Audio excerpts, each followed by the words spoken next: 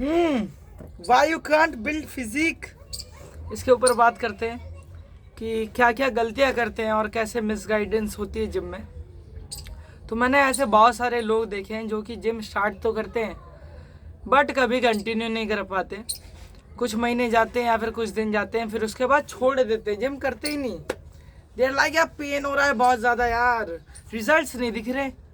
मुझे तो रिजल्ट्स दिखने चाहिए।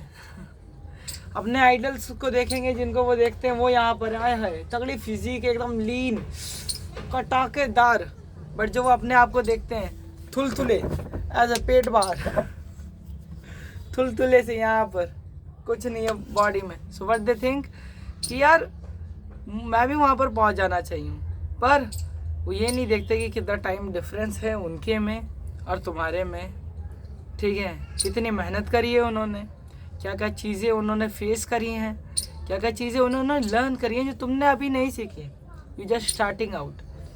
तो instead of doing lot of exercises in the start, तुम करो कम एक्सरसाइजेज। ठीक है, शुरुआत में ही ज़्यादा मत सोचो कि गेन्स एकदम से आ जाए। No, it's a long process, समय लगता है इसमें।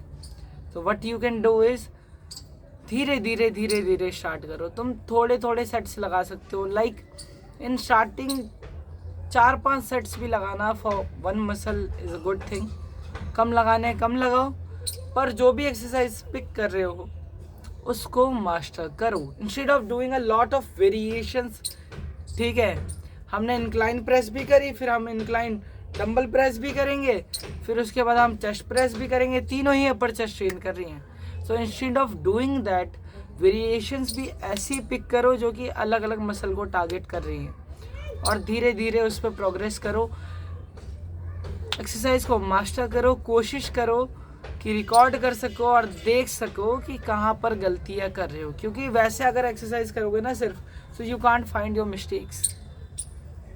तो ऐसे करोगे तो धीरे धीरे बेहतर हो जाओगे। यही डाइट को लेकर भी करना है, सारी चीज़ें एक साथ करने की कोशिश नहीं करनी। जितना अफोर्ड कर सकते हो उतना अफोर्ड करो। अगर कुछ नहीं है, पैसे बिल्कुल नहीं है, ठीक है, डाइट के, तो बाहर का कम से कम खाना बंद कर दो, घर पे चीनी थोड़ी कम कर दो।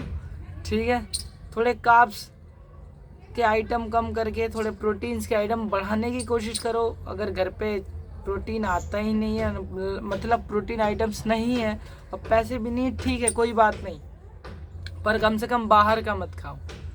और दूसरी चीज़ जो कि सबसे ज़्यादा गेन्स ख़राब करती है और तुम्हें जिम में प्रोग्रेस नहीं दिखती, इस जिम ट्रेनर्स, हमारे प्यारे जिम ट्रेनर्स। हाय हाय हाय, अभी लाइक ऑन दिवाली मैं जिम गया था एंड एक बंदा ना वर्कआउट कर रहा था। His name is I am not gonna tell his name, let's say suppose Harsh.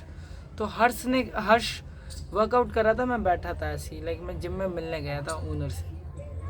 And मैंने जब बात करी उनसे तो पता चला कि he is doing 24 sets for chest. 24 sets कर रहा था वो भाई हर्ष चेस्ट के।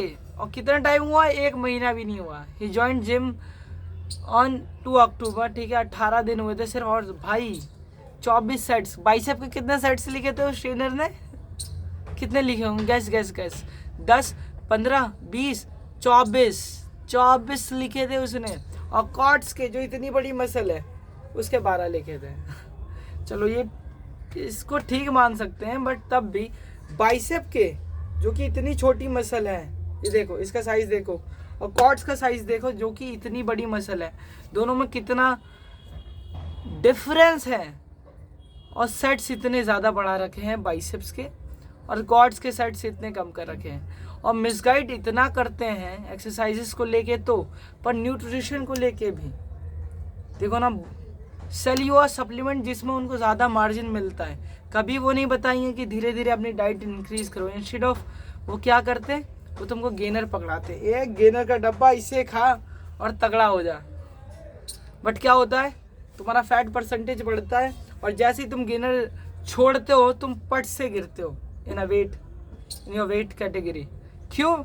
क्योंकि तुमने अपनी हैबिट बिल्ड ही नहीं करी और तुम अलग से एक्स्ट्रा कैलोरीज लेने की कोशिश कर रहे थे, और बहुत टाइम, ज़्यादातर टाइम वो हेल्दी भी नहीं होता। उसमें तुम्हें नहीं पता कौन कौन से सब्सटेंसेस रहते हैं गेनर में, तो उसे यूज़ ना करो, गेनर यूज़ मत करो वेट गेन करने के लिए। और इफ़ यू आर फैट तो कार्डियो पे ही लगे रहते हैं, ट्रेडमिल पे भागेंगे। लाइक कितनी आंटियाँ, कितने अंकल और कितने लौंडे देखे मैंने जो ट्रेडमिल पे ही भागते रहते हैं, साइकिलिंग करते रहते हैं और कभी भी वर्कआउट नहीं करेंगे। वो सोचेंगे कार्डियो से ही मैं अपना फैट लॉस कर लूँ, सालों स्किल लूज हो जाएगी, ठीक है, घुटने खराब हो जाएंगे इफ़ यू आर ओबीस।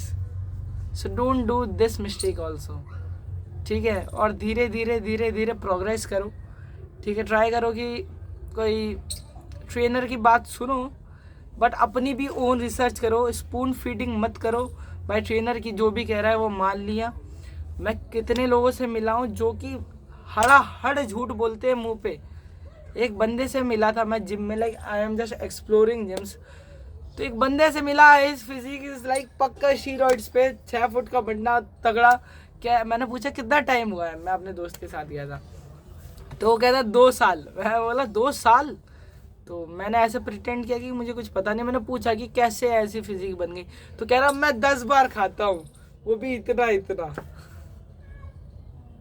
यही है उसकी राज, उसका राज, एकदम शेडेड, एकदम लीन और इतने तगड़ा मसल मास ओनली 2 साल में।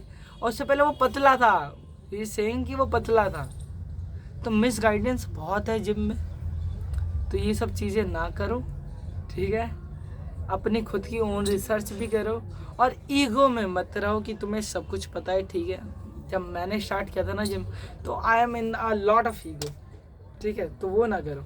और अगर जिम के भी पैसे नहीं है तो घर पे वर्कआउट कर लो। ये देखो प्लेट्स, जिम की प्लेट्स मेरे पास पड़ी हुई हैं। जब मैं जिम्स नहीं जा रहा था तो मैं इसी से वर्कआउट कर रहा था। और यहाँ पे एक पकड़ने वाली चीज़ है, पता नहीं क्या बोलते हैं उसको, उससे मैं पुलअप कर लेता था। अब पुशअप तो हो ही जाते, स्क्वाट्स भी मैं कर ही लेता था बॉडी वेट। तो ये करो जो तुम्हारे हाथ में है वो चीज़ें करो और धीरे धीरे बेहतर हो जाओ। परफेक्शन नहीं आएगी पर बेटरमेंट ज़रूर आएगा। लगे रहो, कमेंट डाउन करो कितने दिन हो गए जिम जाते हुए, या फिर कब से स्टार्ट करो, आज ही से स्टार्ट करो, अभी पुशअप करो। ये वीडियो ख़त्म हो रही है अब, कमेंट डाउन करो कि तुमने पुशअप किए कि नहीं, ठीक है।